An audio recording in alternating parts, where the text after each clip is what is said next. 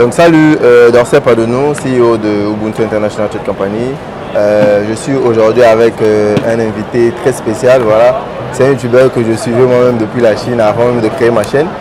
Du coup, après, dans les événements comme la foire de Canton, comme je vous dis toujours, vous allez rencontrer des gens que vous n'espérez pas rencontrer. C'est ça qu'on appelle le networking. Donc, je passais par là, je suis tombé sur Hugo. Donc, je vais laisser se présenter seul. Après, on va peut-être continuer. Bon, cette vidéo, on va être un peu dans le freestyle, quoi. On va essayer de discuter un peu de tout pour partager quelques idées et puis discuter de la foire de Canton. Donc, Hugo, je te laisse te présenter. Voilà, salut okay. Patrick. Ok, salut. Comme Patrick le disait tantôt, moi c'est Hugo. Hugo Kwame, et pour ceux qui me suivent sur les réseaux sociaux, YouTube, Facebook, Instagram, TikTok, c'est LR Hugo Kwame. Et puis aussi pour ceux qui sont mes clients préférés de la société IT Consulting, je suis aussi connu aussi pour la plateforme de e-commerce Elikia, dont je suis le promoteur. Et en dernier, la quincaillerie Comme One, qu'on a aussi mis en place. Au niveau du Togo, au niveau du Togo. Ça aussi. Donc voilà, donc c'est Hugo derrière tout ça là. Bonjour à vous, je suis aujourd'hui très ravi de rencontrer Patrick. C'est un plaisir de rencontrer voilà, des personnes comme ça avec lesquelles on partage la même vision. Donc aujourd'hui on va faire une vidéo pour essayer de vous parler un peu de nous, de la Chine, de la foire de Canton et de vous donner quelques petits tips pour voir comment vous en sortir pour le commerce international. Donc merci avec nous. Okay. Oui Patrick, encore une fois merci pour l'invitation. Non, vraiment ça fait plaisir, le plaisir est partagé. Moi j'ai une première question pour Hugo. Comme d'abord on va reconnaître Hugo c'est un ancien, il est plus ancien que moi, il est ici en Chine beaucoup d'années plus que moi. Donc du coup, moi je vais lui poser quelques questions parce que moi j'ai l'habitude de vous dire ce que moi je pense. Après, ça sera mieux d'écouter d'une autre personne, comme ça vous allez avoir un peu ce mind open pour voir qu'il n'y a pas que moi qui pense comme ça. Hugo, toi qu'est-ce que tu penses de la foire de Canton? Bon ben, je pense que je n'ai pas encore fait de vidéo assez officielle comme ça sur la foire de Canton. Mais j'ai eu à faire quelques lives et quelques posts en vrac pour essayer d'expliquer à peu près aux gens c'est quoi la foire de Canton. J'ai même aidé quelques personnes à avoir leur visa et puis avoir leur badge pour pouvoir participer à la foire de Canton. Je dis souvent un truc, que la foire, si tu fais du business, tu fais du commerce, la foire de Canton, c'est un événement où tu dois participer au moins dans ta vie. C'est un peu comme la Mecque. C'est comme la Mecque. Voilà. La Mecque pour les musulmans, c'est la foire de Canton pour ceux qui font du business. Donc c'est l'une des plus grandes foires, les plus grandes centres d'exhibition au monde.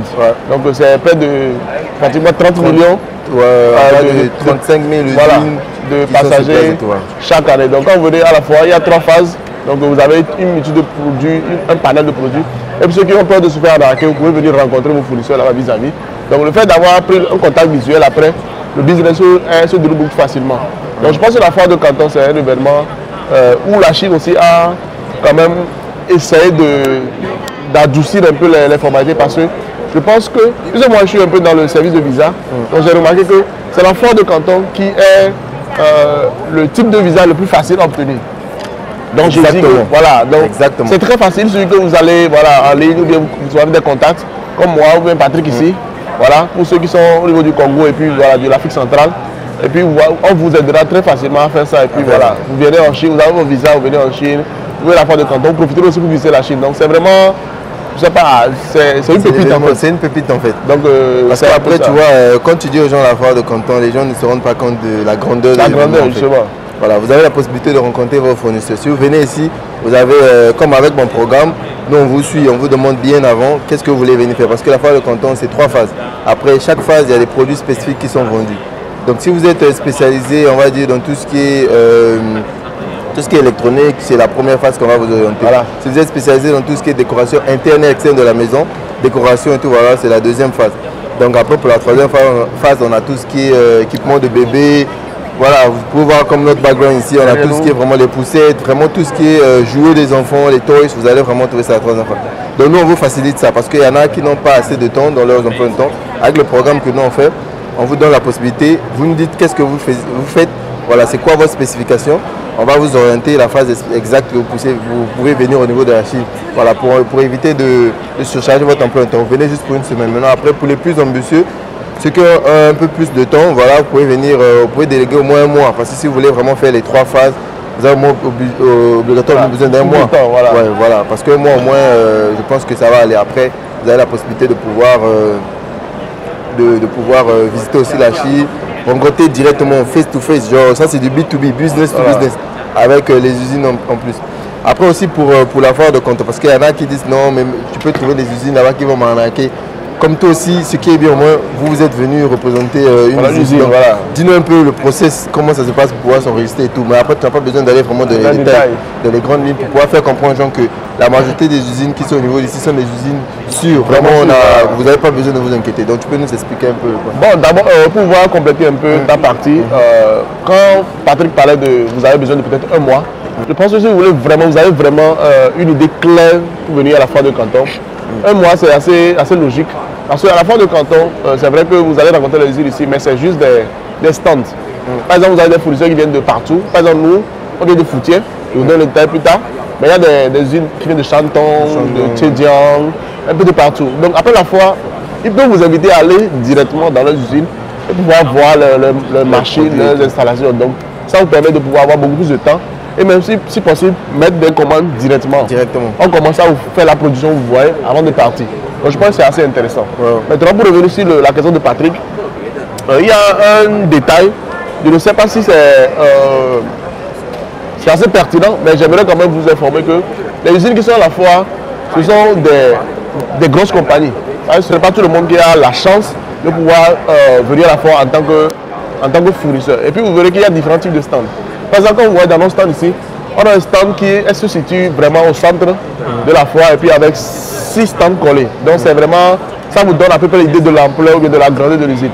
Et même pour les petites usines qui ont un seul stand, il faut avoir un minimum. Moi je suis dans le système chinois, donc je n'arrive pas les données exactes. Le minimum pour pouvoir avoir accès, c'est 5 millions de dollars en termes de turnover annuel. Donc ça veut dire que si vous êtes une petite usine et que vous n'avez pas le turnover, ça fait comment? Le revenu annuel, voilà. Le revenu, c'est la production annuelle que l'usine fait. Et ça n'a peut-être pas les 5 millions de dollars. Je parle de 5 millions de dollars et pas de RMB. Donc 5 millions de dollars. C'est facile. Voilà. Donc 5 millions de dollars, essayez de faire ça fait, donc, il faut que l'usine ait au moins cette capacité-là avant de pouvoir obtenir une seule petite partie. C'est-à-dire le stand. Le standard c'est 3 mètres x 3. Voilà. Donc c'est 3 mètres x 3. Donc ça veut dire que ce que nous on a ici, c'est 6 stands collés. Donc vous essayez de voir 3 x 6. Donc ça va être 36 x 36. Donc c'est énorme. Donc ça vous donne une idée de voir comment est-ce que l'usine est grande, bien la capacité de l'usine. Donc il n'y a pas de petite usine. Ça veut dire que souvent les arnaqueurs ne sont pas à la foire de Canton. Exactement. Parce que non seulement pour arnaquer, il faut que tu es dans une situation compliquée. C'est-à-dire que tu n'as pas les moyens, donc tu trouves des moyens pour arnaquer. Donc si tu n'arrives pas à faire le chiffre d'affaires là, tu ne peux même pas avoir assez à la foire jusqu'à venir dire que voilà, tu arnaques les gens. Maintenant, il y a un mais. On me le dit souvent, il n'y a pas de règle sans exception.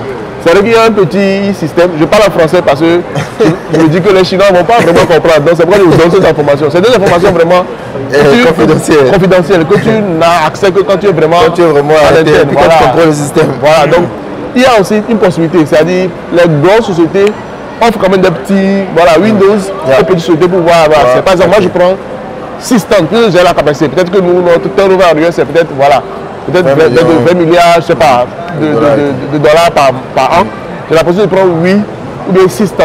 Donc je peux offrir un à une petite société et je lui vends ça. Voilà. Peut-être que ici, je pense que ça tourne autour de 30 000 yuan.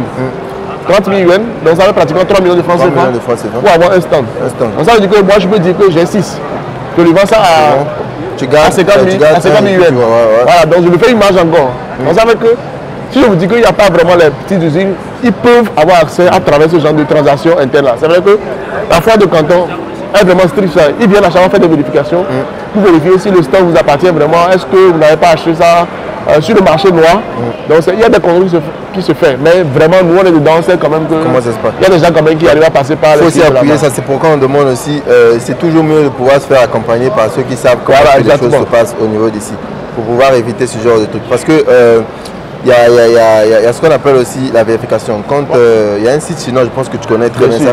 Pour vérifier si une usine est enregistrée, voilà, il y a tout ça. Tous ces paramètres-là, nous on sait comment faire ça. Donc du coup, quand on est en face d'une usine, avant de passer des commandes, genre un conteneur ou encore ce genre de commandes, on va faire toutes ces vérifications pour pouvoir se rassurer que vraiment on est sur la bonne voie. Parce que voilà. Après aussi l'exception, parce que il y en a, vous voyez, quand vous venez à la foire de Canton, ceux qui sont à l'intérieur, ceux qui ont les stands, ok. Maintenant après, quand vous prenez les catalogues de ceux qui sont dans la rue là, il y a, bon, pour ceux qui sont dans la rue là, on ne peut pas garantir. Pas garantir parce que ils sont des gens qui n'ont pas pu avoir des stands. Oui, c'est la jungle. Voilà. Ouais, c'est la jungle. Moi, je suis un vendeur. Je n'ai pas pu avoir accès au stand.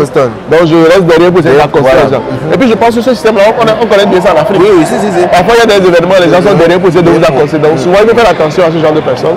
Parfois, il y a des personnes intéressantes dedans. Mais il faut vraiment, comme Patrick l'a dit, faire confiance à ceux qui sont en Chine. Ne dites pas que non, il est en Chine, il va peut-être gagner 5 € sur mois, 5 $ sur mois. Non. Si vous voulez vraiment faire affaire, je ne pense pas que les détails là vont faire. Parce que si Patrick prend son temps quitte Inan pour venir à Guangzhou, il n'a pas volé. Il a pris au moins un billet d'avion de pratiquement 200 000. Parce que aller-retour peut-être 2 000 €. Donc vous voyez qu'il faut vraiment avoir un esprit ouvert si vous voulez vraiment faire les trucs dans les normes. Peut-être un 5 € que ton partenaire va gagner en commission, c'est mieux que de devoir avoir une dette à la fin de peut-être. Après, c'est win-win, tu vois. C'est win-win. Parce que le Chinois, par exemple, nous, certains de mes clients aussi vont témoigner. Quand le Chinois, moi, il entend parler de mon nom, parce que moi, je suis un peu connu au niveau de la Chine, au niveau de Chinois. Donc quand le client dit en fait que voilà, mon agent ici c'est Hugo, comme ça le Chinois sait que il faut faire attention. Parce que voilà, le gars là, souvent il y a un mot chinois qu'on appelle Chong Potong. Chong Potong, ça veut dire que c'est quelqu'un qui a vraiment maîtrisé en fait, le code de la Chine. Donc quelqu'un qui est chinois noir quoi. Donc on sait que le gars là, attention, faut pas il va appliquer. Il y a en fait des fournisseurs comme ça. Le fournisseur c'est un arnaqueur. Donc le client a dit en fait mon agent en Chine c'est Hugo. Le Chinois m'a appelé, il m'a dit mon frère. Comme c'est toi là. Qu'on ne peut pas faire affaire. Il m'a dit ça carrément, tu vois. Le chinois m'a dit que non, que je comprends, non, c'est-à-dire qu'il n'y a pas de produit. Il n'y a pas de produit. En fait, c'était, voilà, tu vois, les temps sont durs. Ouais. Il m'a expliqué ça. Donc finalement, j'ai dû dire au client que non, en fait, il faut laisser, on va trouver un autre fournisseur sans vraiment lui donner les détails. Donc c'est à peu près ça. Donc il faut faire confiance à ceux qui sont ici en Chine. Parce que nous, on est comme vos frères. Exactement. On est comme vos frères. Si quelqu'un doit vous faire du mal, c'est pas nous. C'est pas ouais. Parce que nous, on va plutôt peut-être vous protéger par rapport aux Chinois. Donc je pense que quand même, il faut quand même... de préciser aussi que nous, on connaît les réalités des deux côtés. Exactement, des deux côtés. On n'est pas né en Chine, nous sommes nés en Afrique, on a grandi là-bas, on est juste venu ici pour des raisons d'études. Après, bon voilà, pour certains, on a pu changer, on est maintenant dans le business et tout. Voilà. Donc du coup, on connaît les deux réalités, on connaît comment ça se passe au niveau de l'Afrique, on connaît comment est-ce qu'on pensait au niveau de l'Afrique, la mentalité et tout. La mentalité chinoise aussi, on connaît comment ça se passe. Voilà. Donc du coup, quand tu passes par moi, il y a cette facilité. Je comprends tes réalités, je saurais comment faciliter les trucs pour que pour te satisfaire rapidement. Et par contre, quand tu passes par un Chinois, surtout que toi tu connais bien les Chinois, le Chinois, il n'y a pas d'émotion, il n'y a pas de sentiment. Voilà. Lui, ça ne le concerne vraiment pas.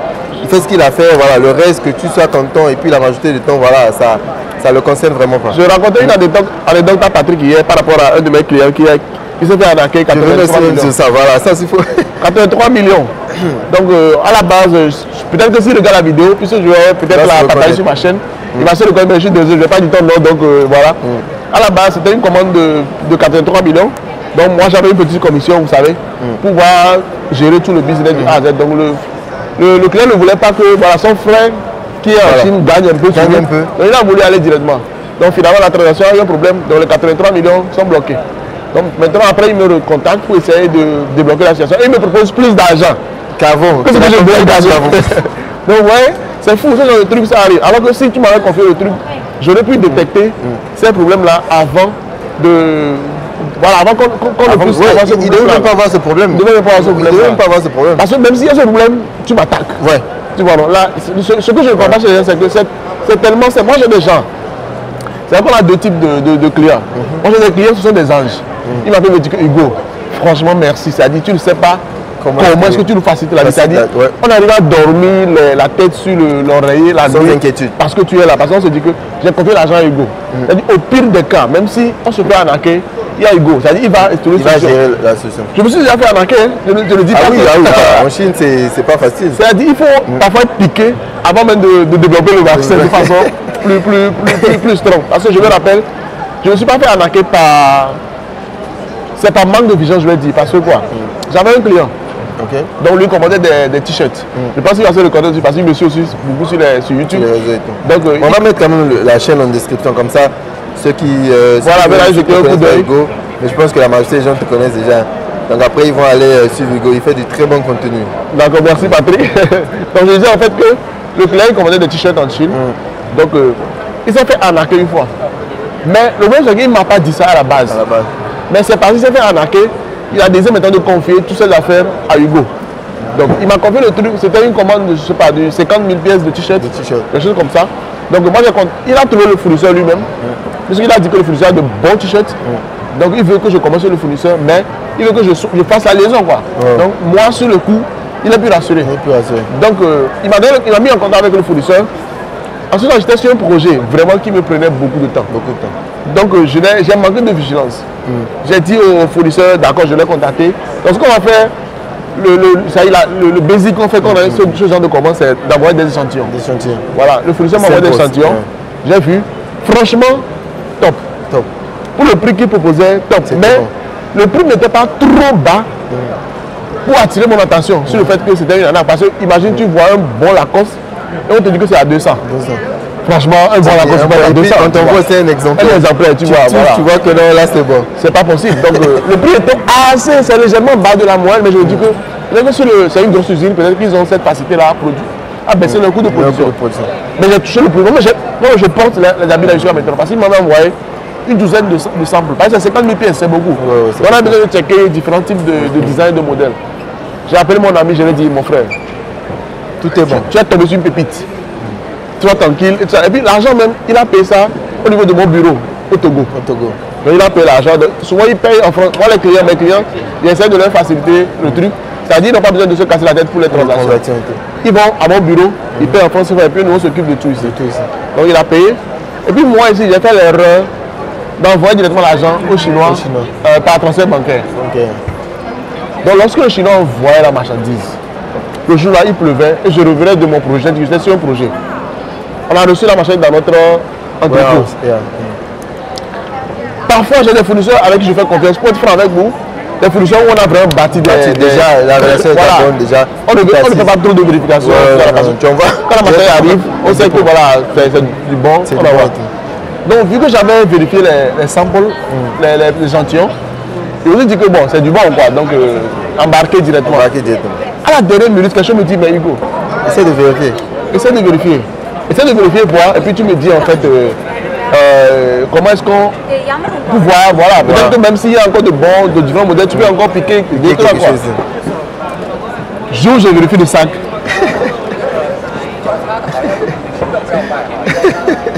C'est de la merde. C'est de la merde. Ils ont compilé des anciens stocks. Et puis, c'est même pas les designs qui m'avaient envoyé, c'est des t-shirts publicitaires en fait.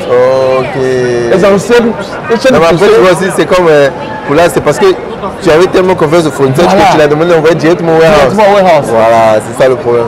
Donc, comme ils savent aussi, quand ils voient l'adresse, ils savent que non, ça c'est le warehouse. Ils savent que personne ne va contrôler.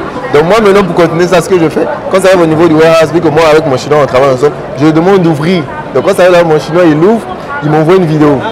Donc là je suis rassuré, je dis ok c'est bon, c'est le produit. Parce que des fois, quand les fournisseurs là, ils voient que tu as envoyé directement l'adresse du warehouse, ils disent non, là-bas ça va juste embarquer. Le problème que j'ai eu avec ce fournisseur c'est quoi? Même si mon chinois vérifie le truc, il ne devait pas peut-être comprendre et tout. Il comprendra, mais on ne pourrait rien. Parce que quoi, on a encore moins de pression. C'est un nouveau fournisseur, je l'ai payé directement par banque et puis voilà. Ce n'est pas ce qu'on a demandé. Donc il faut maintenant entreprendre vraiment des démarches qui sont vraiment un casse-tête. Vous savez que je ne vais pas quand même dévoiler nos moyens qu'on prend pour sécuriser nos transactions ici. Mais c'est pour juste vous dire que j'avais juste fait un transfert bancaire. Mais d'habitude, on a des moyens pour sécuriser. Tu comprends? Pour sécuriser les transactions de manière que si on n'a pas la marchandise, on a des moyens de pression. Voilà, en ce temps, vu que j'ai manqué de vigilance, j'ai juste fait un transfert bancaire. Alors qu'un transfert bancaire en Chine, tu peux demander à la banque d'agir. La banque peut dire que tu vas transférer de l'argent à quelqu'un de ton propre gré. Même si la personne est là, ils ne peuvent rien faire. Mais si on était passé par les moyens là, il y a des contrats où la banque va toujours mettre pression. Donc j'ai manqué de vigilance et j'ai appelé le chinois. Donc le chinois commençait à dire ah bon ouais je te reviens, je n'entends pas bien. Donc c'est vraiment de la merde. Et le jour là, j'étais abattu. C'est des millions. Et puis je ne sais pas comment faire. Parce que il faut forcément envoyer en Afrique. Parce que le client ne veut pas comprendre ça. Voilà, ça, et puis ça ne le regarde pas. Parce que c'est la marchandise, 50 000 pièces de t-shirt, c'est ici, chez moi. Ensuite, je fais quoi avec? Tu fais quoi? Je brûle. Donc moi, comme je le dis d'habitude, moi en fait, je suis quelqu'un qui... Mon travail est basé sur la confiance. C'est la confiance. Il faut dire la vérité au client. Je disais ça à Patrick hier. Que peu importe la situation dans laquelle tu te trouves, dis la vérité au client. Même si le client n'est pas content, c'est mieux. C'est la situation en fait. Donc je disais qu'il faut dire la vérité au client, même si le client n'est pas content. Voilà, donc il faut lui faire comprendre que ça s'est déjà passé. On va essayer de trouver une solution. Donc j'appelle mon client. Il me dit, les nouvelles ne sont pas bonnes. Et puis, il a souri. Je m'attendais vraiment à un client furieux qui m'a dit, il ne veut rien entendre, rembourser pas mon argent, je ne veux rien comprendre. J'ai été surpris que le client sourit. Je dis, en fait, c'est de ma faute, j'ai manqué de peu de vigilance. Il dit, en fait, il veut me raconter une histoire. C'est là qu'il me dit, en fait, qu'il s'est déjà fait arnaquer en Chine comme ça, par le passé. Et c'est justement pour éviter ça qu'il est passé par moi. Donc, quand il sourit, ça veut dire que même si moi-même j'allais me faire arnaquer, ça veut dire que je suis dans son fond. Donc c'est là qu'il m'a dit, ah merde, si tu m'avais dit ça au début, j'aurais peut-être eu plus de vigilance. Donc je profite de ce canal pour dire aux gens que si vous êtes déjà fait arnaquer, le mieux c'est de nous informer à la base. J'ai déjà dit en Chine, je me suis fait arnaquer une fois, donc on vous évitera une seconde arnaque parce qu'on peut peut-être doubler de vigilance sur vos commandes. Je ne sais pas si vous voyez. Mais j'ai vraiment apprécié le client parce que qu'est-ce qu'il a fait? Il dit qu'il comprend. Maintenant, il de lui proposer une solution et on va voir comment est-ce qu'on peut. Donc ce que j'ai fait, c'est que, vu qu'on est là en Afrique, si c'était en Europe, si c'était en France, mes clients de France ou mes clients d'Allemagne, ça serait compliqué parce qu'ils ne le prendront jamais. Mais en Afrique, vous savez, on peut toujours s'arranger pour liquider. Donc il m'a dit, bon, Hugo, je sais que tu n'es pas quelqu'un de mauvais, peut-être l'erreur peut arriver à tout le monde, propose-moi quelque chose, et puis on va voir si c'est acceptable. Donc j'ai dû essayer de casser le prix. Moi-même j'ai essayé de mettre mon argent de côté, je dis, si par exemple la machine valait peut-être 30 millions, je te la laisse à 12 millions, et puis toi tu essaies de liquider, et puis voilà, on gère comme ça. Comme ça au moins la machine n'est pas chez moi. Et puis aussi, on n'a pas tout perdu. C'est vrai que j'ai fait une perte peut-être, je sais pas, 12 millions. Ensuite, on a payé 24 millions à la base, ou bien 30 millions à la base. Mais c'est mieux que de dire, voilà, un client dit, rembourse-moi mes 30 millions. Et en plus, la marchandise est encore chez moi ici. C'est toi, tu as fait quoi avec la marchandise? Voilà. Donc, il y a des clients quand même qui sont des anges, qui comprennent. Donc, moi, j'aimerais quand même que les clients nous fassent confiance. Et puis, s'il y a un problème, on vous dira la vérité. Et on vous proposera toujours des solutions. Parce que les problèmes, ça arrivera toujours. Ça arrivera toujours. Même les couples qui sont mariés depuis 50 ans, ils ont des problèmes. Toujours, donc, les problèmes arriveront. Pas de plus pour une relation de business. Donc voilà, c'est un peu ça. C'est la petite anecdote que je voulais vous raconter par rapport à la Chine. Moi, je suis vraiment content que tu expliques ça. Parce que les gens ne comprennent pas. Et puis les gens ils se disent non. Mais pourquoi toi tu vas m'acheter ça? Pourquoi je vais te payer les frais? Justement. Pourquoi je vais faire ceci? Mais c'est pour éviter tout ça en fait. Parce qu'avec nous, il y a cette garantie, il y a cette certitude que, ok, j'ai envoyé mon argent chez Hugo, chez Patrick, pour tes services, vraiment je peux dormir tranquillement. Patrick, il vient d'Afrique, Hugo c'est un Africain, ils savent les réalités, ils savent comment ça se passe. Donc du coup, ils ont la facilité de pouvoir comprendre nos réalités de là-bas. Mais par contre, pour ceux qui disent non, ok, moi je vais payer. Moi, des fois, je dis ça aux clients. Quand le client dit, ok, moi, je dis mon service fee, c'est ça. Je veux faire ton travail, mais si tu me payes tant. Je dis, ah, mais pourquoi je vais te payer ça pour faire? Je dis, ok, si tu veux pas me payer ça, il n'y a pas de problème. Viens en Chine, toi-même, tu fais ton truc. Je vais pas à la Chine ne va partir pas. En fait, les gens ont tendance. En Afrique, on est tellement proche, tellement frais que les gens se disent, ah, mon frère, j'ai un truc, tu me donnes un coup de main. Frère, il n'y a pas de coup de main. Il n'y a pas de coup de main. En fait, c'est mon boulot. C'est un peu comme si moi j'appelle quelqu'un, je dis, ah, en fait, j'ai besoin, je sais pas, j'ai besoin d'une voiture. Et donne-moi un coup de main. Donne-moi un coup de main. C'est la même chose, c'est de comprendre quoi. Je sais pas si vous voilà, et comme toi aussi, essaie un peu d'expliquer aux gens comment ça se passe avec les Chinois. Les Chinois, même quand son ami ouvre un business, les Chinois viennent manger dans le restaurant de son ami ou encore viennent acheter. C'est pas gratuit. Il vient payer. Voilà, essaie un peu d'expliquer ça. Pour ceux qui sont même en Afrique, voilà. Vous avez remarqué, quand vous voyez des restaurants chinois, 10% des clients c'est qui? C'est les Chinois. C'est les Chinois. 90% des clients c'est les Chinois. Mais c'est pas gratuit, ils payent. Ils ont tendance à payer plus. Plus même. On dit que voilà, ils supportent le business de leurs frères. Alors qu'en Afrique, on me dit que si moi je le paye, il va devenir riche. Et moi je le fous, après il va faire le malin. Moi j'ai une citation de Jack Ma que je répétais à mon équipe ce matin avant qu'on ne commence. Jack Ma disait quoi? Je une fois posté ça comme ça, je me rappelle plus où. Il dit, la richesse que nous disposons aujourd'hui ne nous appartient pas. C'est la confiance que la société a placée en nous. C'est pourquoi nous avons le devoir d'en faire bon escient. Donc ça veut dire quoi? Si on arrive à devenir riche grâce à ce qu'on fait, c'est parce qu'on le fait bien. Je ne sais pas si vous voyez. c'est parce que vous avez confiance en nous, vous nous confiez des trucs, et que ça prospecte, et qu'on se fait. Donc, je ne vois pas où est le problème par rapport à ça. En Chine, par exemple, quand quelqu'un réussit, c'est la fierté de, de toute la famille, de tout le monde. Aujourd'hui, Jack Ma en Chine, les gens ne sont pas aigris de Jack Ma parce qu'il est riche. Les gens sont contents, disent que non. Même quand tu parles d'Amazon, les gens te disent que non, nous on a Jack Ma. Quand tu parles de Apple, des iPhones, on a Huawei. Donc c'est une fierté vraiment qui pousse les gens là à travers vraiment qu'on n'a pas ce mindset là en Afrique. On ne se supporte pas assez. Moi personnellement, je dis aux gens, moi je ferai mon truc. Je le disais hier que moi je suis quelqu'un qui n'est pas vraiment axé argent. Moi je suis sur la passion, la motivation. Si moi j'ai un projet, je le fais, que ça marche ou pas. Je ne sais pas si vous voyez, mais Inch'Allah ça va forcément marcher. Parce que quand tu es passionné, tu dis savoir. Voilà, c'est comme même au début, pour Jack Ma, si on revient sur ça. Lui n'a pas commencé à Alibaba pour se faire de l'argent. Exactement. Il a commencé à Alibaba parce qu'il avait un projet. Voilà. Là où il partait. Donc du coup, même au début, quand ça ne marchait pas, il a insisté. Tu vois, même je disais que lui, il a acheté les produits des fournisseurs dans la plateforme lui-même. Il remplissait sa propre maison. Genre, il achète. Donc quand je te dis, mets tes produits, les clients vont acheter. Ce n'était pas les clients, c'est lui-même qui a acheté. Donc ça, c'est pour montrer vraiment que l'investissement qu'il a eu à faire avant de pouvoir être aujourd'hui ce qu'il est. Donc il a eu cette passion aussi. C'est même un peu quand tu fais YouTube. Voilà. Au début, tu as un abonné, tu fais des vidéos, tu sais que personne ne va regarder. Il va regarder, tu continues. Et tu partais à tes amis, les gens ne te regardent même pas. Les gens disent, ah, toi tu gênes à chaque fois, tu envoies les liens. Au début, moi j'ai connu ça. Je faisais YouTube, j'envoyais, je partageais les liens à mes amis WhatsApp, tout ça là. Et puis à un moment donné, c'est vrai que parfois, qu'est-ce qui arrive? Ça arrive que tu vois dans une discussion avec un ami, peut-être qu'il y a 5 liens. Il a mis, tu es là, est-ce que j'envoie encore? Et puis il a mis, il n'est pas content. Tu vois, à un moment donné, quand tu commences à avoir un peu d'abord, tu arrêtes ça. Ouais. Et c'est cet ami là, après, quand il devient connu, un peu connu, voilà, je dis, ah, Hugo, tu sais, c'est mon gars, Hugo, c'est mon frère, Hugo, c'est mon truc. C'est toujours comme ça. Donc, je me dis que si vous avez commencé un truc, vraiment, il faut persévérer, quoi. La persévérance, ça paye franchement, ça paye vraiment. Donc, ceux qui ont les projets de business, tout ça là, vous pouvez commencer petit, hein. Et puis, je vais essayer de basculer par rapport à ce que moi je fais personnellement en Chine. Donc, tantôt je disais que je suis propriétaire de 3 sociétés. Elikia, que vous connaissez tous, la plateforme de e-commerce. La Kekari, comme on est situé pour le moment au Togo, on va ouvrir dans d'autres pays. Et puis aussi IT Consulsal. Donc, à la base, IT Consulsal a été créé pour pouvoir aider les gens à faire des commandes en Chine. C'est-à-dire, moi, comme je disais, j'ai fait beaucoup d'années en Chine. Donc, à mes débuts, je ne comprenais pas pourquoi les gens m'appelaient à chaque fois, Hugo, aide-moi à payer ici, aide-moi à payer ici, aide-moi à payer ici.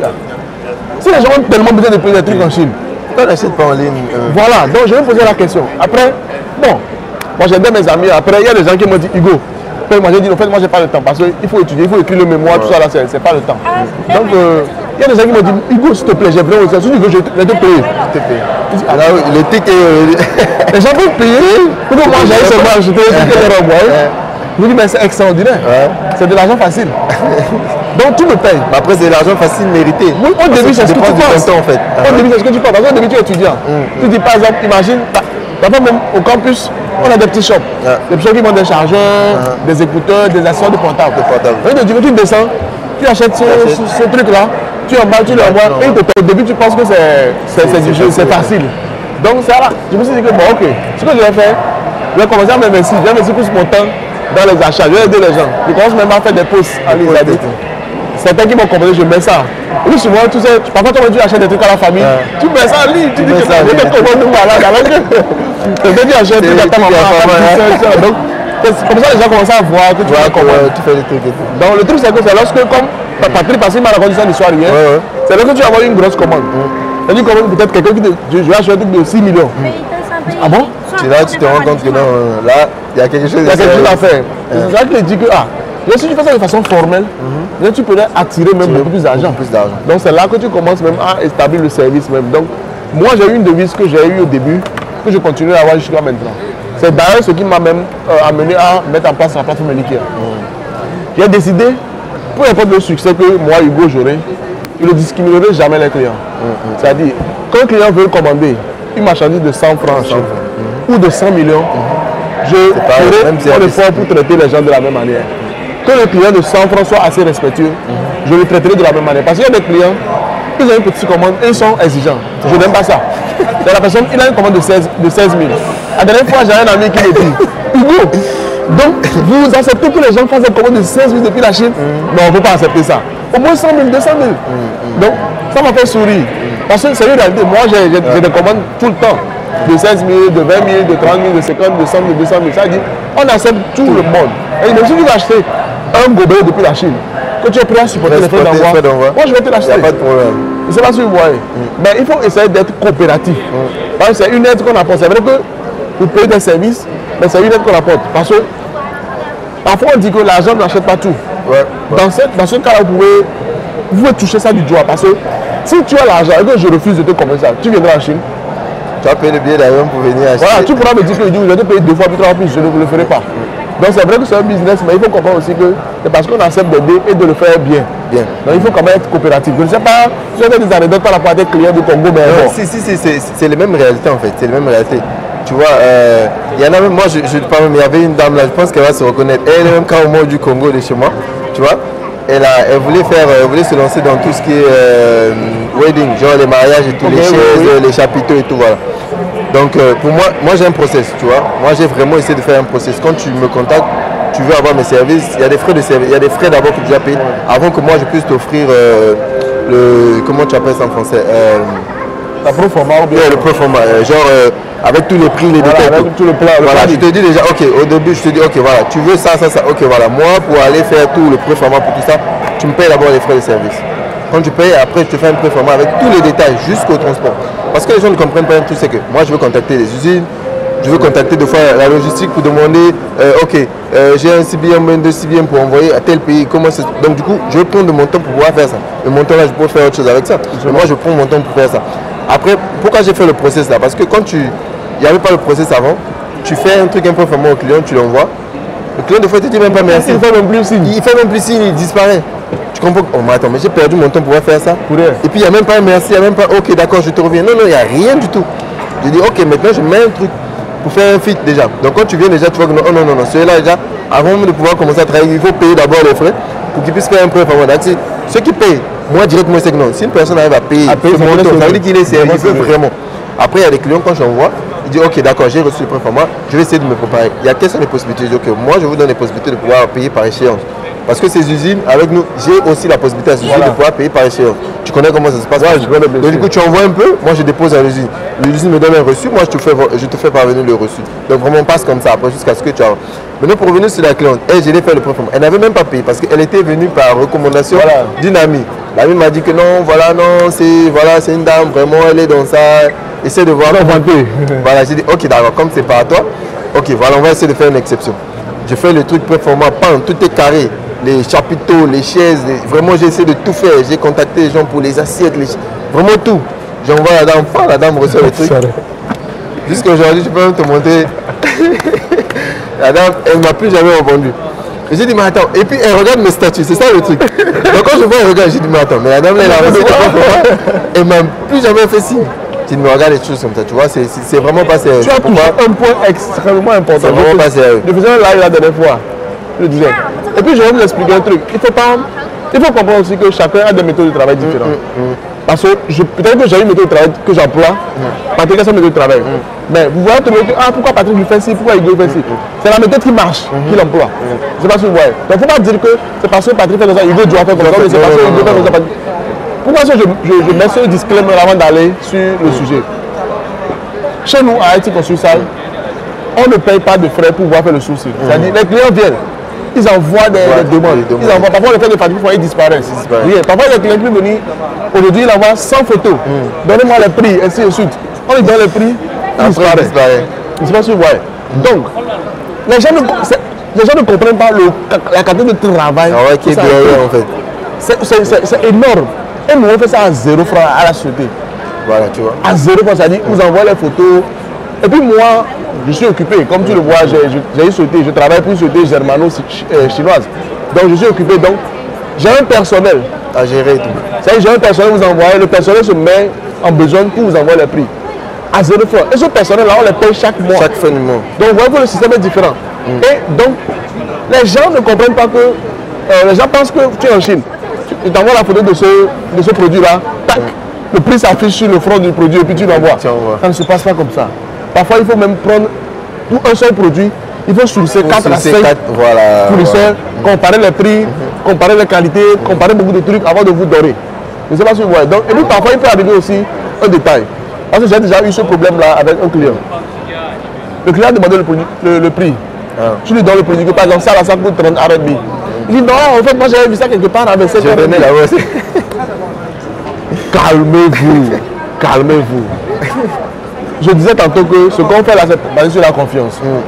Je vais trouver ce produit-là à 10 RMB, à 15 RMB, à 50 RMB et à 100 RMB. Si je décide de proposer celui de 50 RMB, c'est parce qu'il y a des raisons. Je ne sais pas si tu vois. Je vais te proposer celui de 5 RMB, mais je ne te l'ai pas posé parce que quand tu vas recevoir ça, tu ne seras pas content. Tu ne seras pas content. Donc il faut vraiment vous calmer. Il ne faut pas penser tout de suite qu'on veut vous arnaquer. Parce que si on veut vous arnaquer vraiment, on a trop de moyens. Moi je suis en Chine. Si vraiment on veut vous arnaquer, il y a trop de possibilités. Si on décide maintenant de s'associer du côté des Chinois pour vous arnaquer, ça sera grave. On sera même plus puissant que les Chinois. Parce que nous on maîtrise les deux côtés. Voilà, on maîtrise les deux côtés. Après aussi, comme on ne le fait pas parce qu'on a une réputation à protéger. Voilà. Exactement. On veut vraiment avoir cette image de sauveur et tout. Voilà.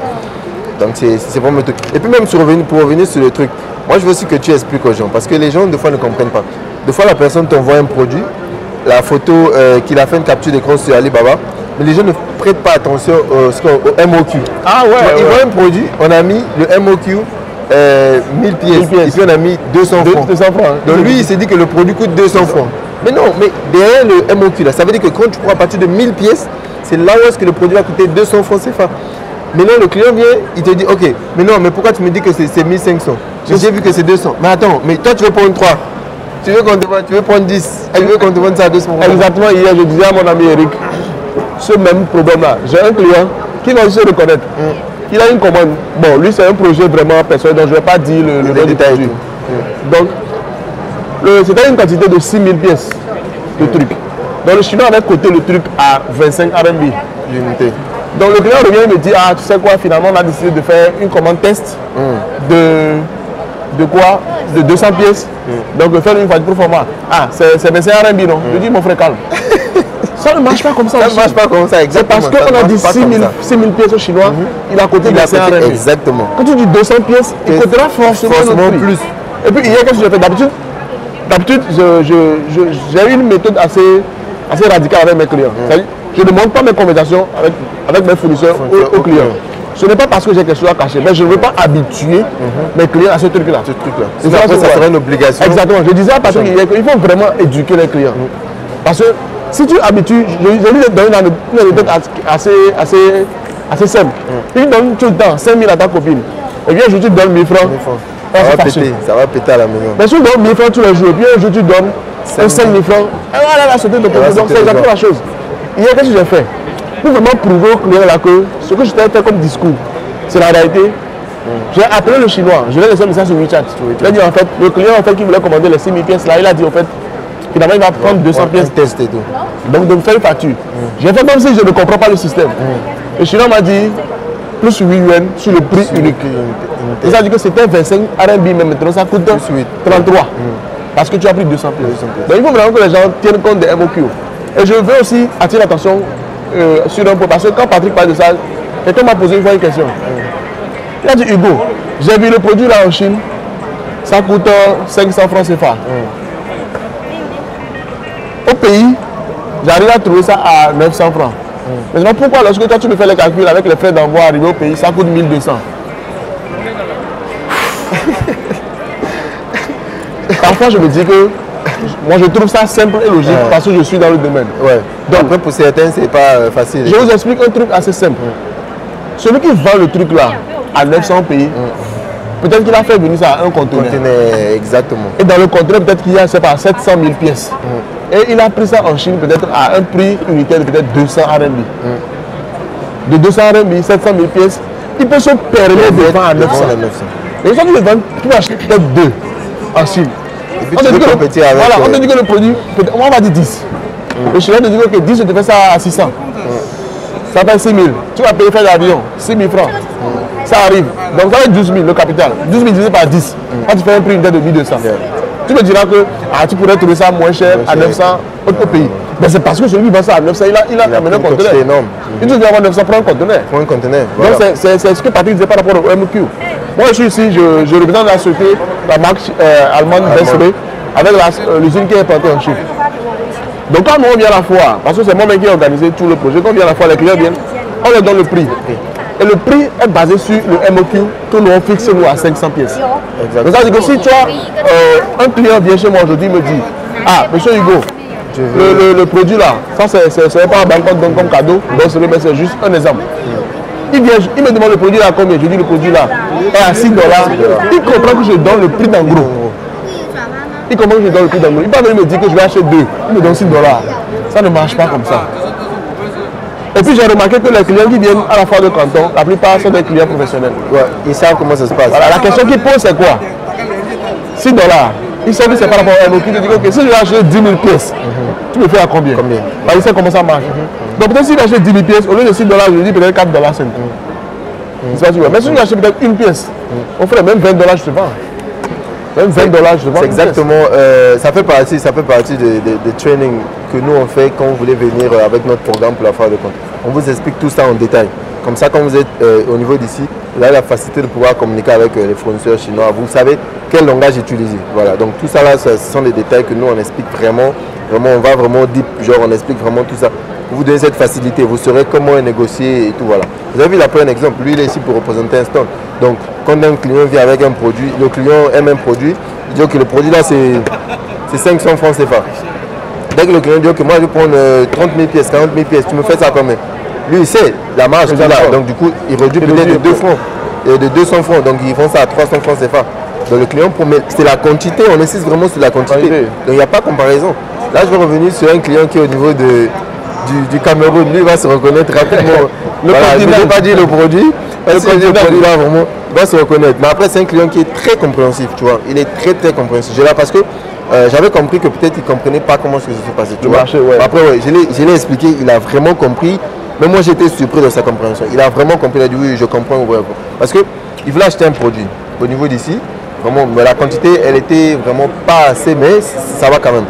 Mais moi, je lui ai proposé, ok, avec le budget que tu as, moi, je préfère que tu consommes tout le budget là pour un seul produit. Comme ça, tu auras une quantité énorme et puis le prix sera réduit, tu vois. Maintenant, après, bon, lui, il a préféré diviser le budget pour plusieurs produits, après une quantité quand même minime. Voilà. Je me suis dit, ok, d'accord. Mais après, quand il a essayé de voir les investigations au niveau de chez lui, le produit qu'il a acheté ici, donc au pays là-bas, on vendait ça, si je me rappelle, il vendait ça, c'est un truc qu'on vendait à 10 000 là-bas. Non, qu'on vendait, je sais pas, il m'avait dit 6 000, un truc comme ça. Mais ici aussi, on était aux alentours de 4 à quelque chose comme ça. Donc on rajoute plus de transport, c'était plus cher qu'au niveau du pays. Moi, c'est là où je l'ai fait comme j'ai dit, ok. Et puis on voit ça où il me dit Chana Mall. Mais j'ai dit, mais là, il n'y a pas match. Il dit que non, mais même ici au niveau du pays, il y a Chana Mall. Dès qu'il a seulement dit Chana Mall, j'ai dit qu'il n'y a pas cinquantaine de conteneurs. Il n'y a pas mal. Lui, il peut même vendre ça même à 1000 francs. Parce que les Chinois, quand on dit Chana Mall, ça veut dire qu'ils arrivent à déplacer les centaines de milliers de conteneurs. Et puis, il faut aussi les produits de là-bas, tu ne peux pas comparer avec toi qui veux débuter. Il y a vraiment, il n'y a pas comparaison. Il faut aussi comprendre un truc. Je dis aussi à un de mes amis, c'est-à-dire la différence de mentalité qu'on a entre nous et les Chinois, c'est quoi? Le Chinois, au début, quand il veut commencer un business, il sait qu'il doit perdre pour avoir le marché. Exactement. Pour avoir la clientèle. Mais l'Africain, il veut gagner directement. C'est-à-dire, je vends 500, je dois gagner 1500 sur ça. Par exemple, aujourd'hui, tout de suite. Voilà, par exemple, quand vous prenez la plateforme Temu, Temu qui est la plateforme des Chinois qui est maintenant plein en Europe, vous voyez. C'est la personne qui fait le carton maintenant. Temu, c'est un peu la version étrangère de Pinduoduo. Donc quand vous allez sur Temu, ils vendent des trucs tellement moins chers. Tu vois, je sais pas, un powerbank à 2 €, tu vois des pochettes à 0,5 centimes. C'est vrai que la qualité est basse, parce que les Chinois vont commencer à tuer des produits très moins chers. C'est vrai que la qualité est vraiment basse. Mais Temu enregistre une perte d'environ près de 30 millions de dollars par an. Wow. Parce que l'objectif, quand ils sont dans le marché, ce n'est pas pour gagner de l'argent, mais c'est pour gagner le cœur des gens et pour gagner la popularité. Temu, aujourd'hui, je pense que sur Play Store, ils font partie des 5 applications les plus téléchargées au monde. Wow. Quand tu vas sur Temu, j'ai publié ça sur une de mes pages en temps. Ils font partie des 5 applications les plus téléchargées au monde à cause de leur politique. Je me rappelle, mais ils avaient fait une publicité même aux États-Unis lors d'un congrès ou bien d'un événement. On leur a donné seulement un créneau de 10 secondes. Ils ont payé quoi? Des millions pour avoir cette publicité-là. Donc moi, les Chinois dépensent. C'est-à-dire quand vous allez à China Mall là, que le prix que le Chinois vend à 1000 francs, peut-être que même ça lui coûte peut-être 1000 francs même en Chine. Ici, ouais. Mais il est d'accord de pouvoir acquérir un marché. Alors que nous, les Africains, on veut quoi? Si moi je viens de commencer mon business, si je dépense par exemple 10 000 francs de capital, je veux gagner au moins 20 000 francs pour savoir que mon business marche. C'est pas comme ça. Même quand j'ai dit dans une vidéo que quand tu prends Uber, à sauter Uber de transport et qui fait aussi la nourriture maintenant, Uber Eats qui fait la livraison. Uber a commencé à être rentable après 15 ans, mon frère. Même Amazon. Voilà. Ils ont commencé à être rentables après 15 ans. Il y a un de mes amis à qui je donnais un conseil. Il donne des conseils aussi en investissement et en entrepreneuriat. Donc, il a mis en place un business model, aussi un peu dans le style du commerce international, quoi, de business. Mais il me dit que franchement, ça ne marche pas parce que, voilà, il essaie d'investir dans les achats de produits, mais les gens ne payent pas vraiment, ou bien c'est pas vraiment, il ne sait pas vraiment c'est les produits que les gens veulent, ça, c'est compliqué. Je lui ai dit, mon frère, si tu veux réussir, fais un programme. Décide-toi peut-être de mettre 10 millions par terre et tu fais ton projet. 10 millions, tu te dis quoi? Je prends un local propre, j'aménage bien, je fais un bon aménagement, je fais un petit bureau à côté. Je prends une secrétaire. La secrétaire, tu le payes combien? Ok, on va dire 100 000 ou 50 000. Bon, pour un début, on dit 50 000 parce que voilà, 50 000. Tu fais un truc sur 2 ans. Je ne sais pas si tu vois. Tu lui fais un truc ainsi de suite. Si tu dois lui payer 50 000, ne fais pas l'erreur de dire chaque mois je vais lever 50 000 de ma poche plus payer. Non. Fais un programme. 50 000, un an, ça va combien? Sur 2 ans, ça va combien? On va dire, dans 4 mois, 50 000, tu es autour de peut-être, je ne sais pas, 2 millions. 50 000 fois 10, ça fait 500 000. Donc, voilà. Donc, même pas 2 millions, 1 million et quelques. Donc, je sais que les 1 million là, c'est pour le salaire de la secrétaire sur 2 ans. Les 1 million là, c'est pour tel. Donc, tu prends les 5 millions, tu dis 2 millions, je prends pour acheter des marchandises de ouf en Chine et j'installe dans ma boutique. Et je précise que j'ai un service d'import-export, j'ai un service de logistique, j'ai un service de tel. Donc, c'est lorsque les gens vont commencer à venir dans ta boutique, quand tu vraiment fais le marketing, tu leur dis en fait, les produits là qu'on a, les produits sont déjà disponibles ici. On peut vous commander aussi des produits depuis la Chine, on veut vous faire tel. Et tu fais ta promotion. Parce que les gens veulent voir que tu es déjà professionnel avant d'avoir confiance en toi. Donc dis-toi que la première année, la deuxième année, ça sera chaud.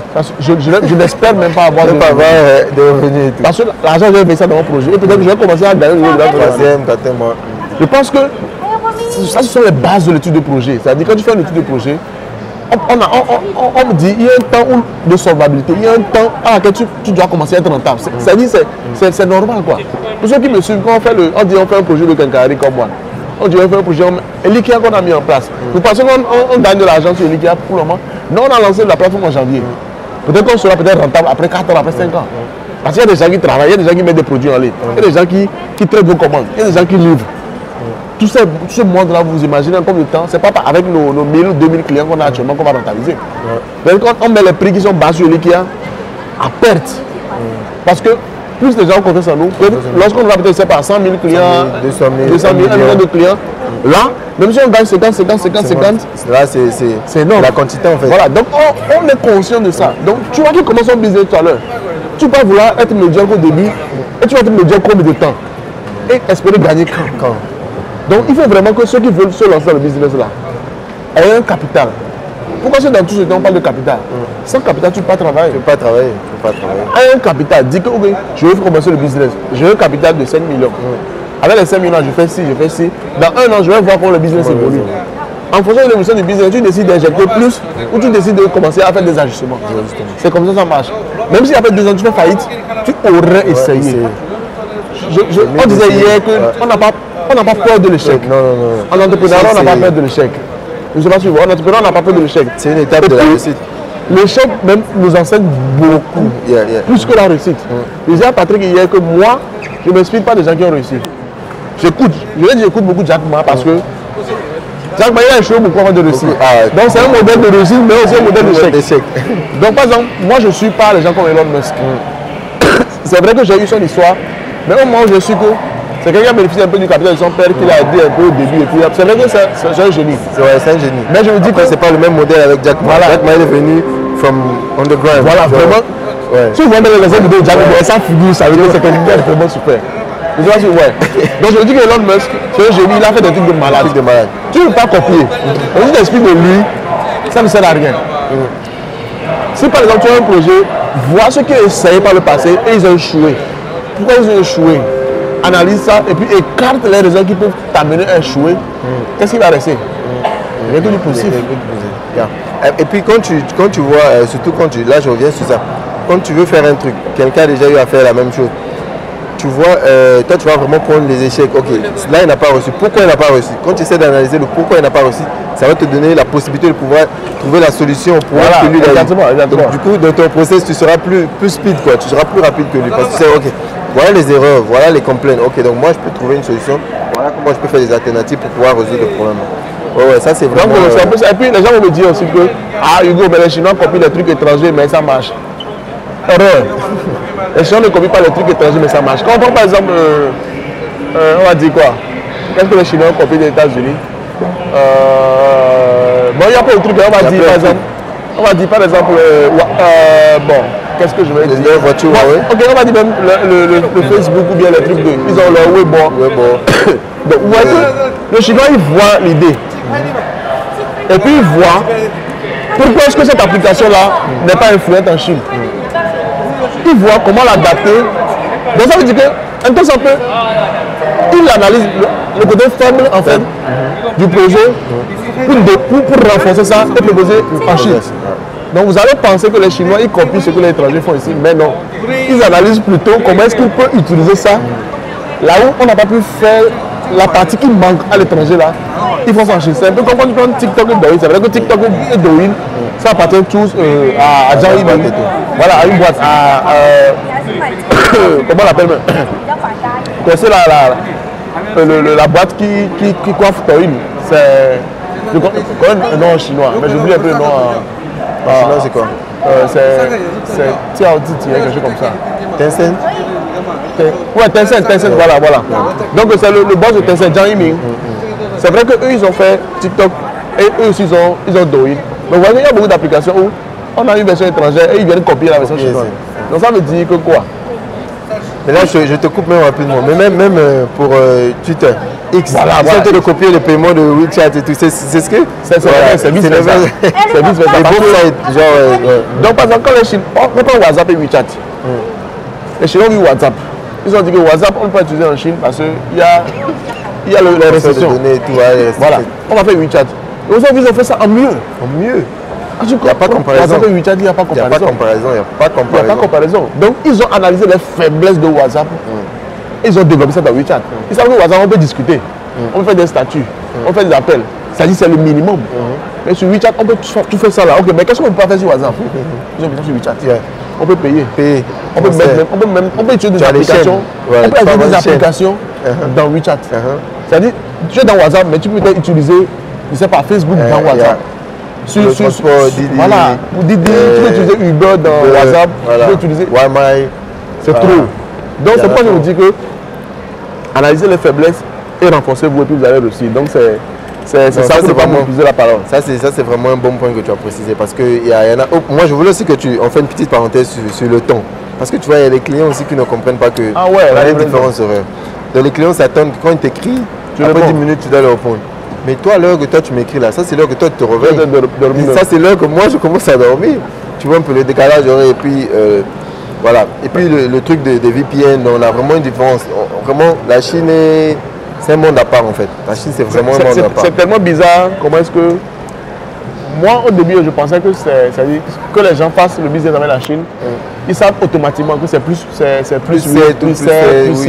fixé en France. Mais les gens ne savent pas, la marché les gens ne savent pas. Mais complètement nous qui sommes en Chine, on a ce truc là. C'est-à-dire on sait que là-bas ils sont en train de dormir, là-bas ils sont en train de... Mais j'ai l'impression que les autres là-bas ils n'ont pas vraiment.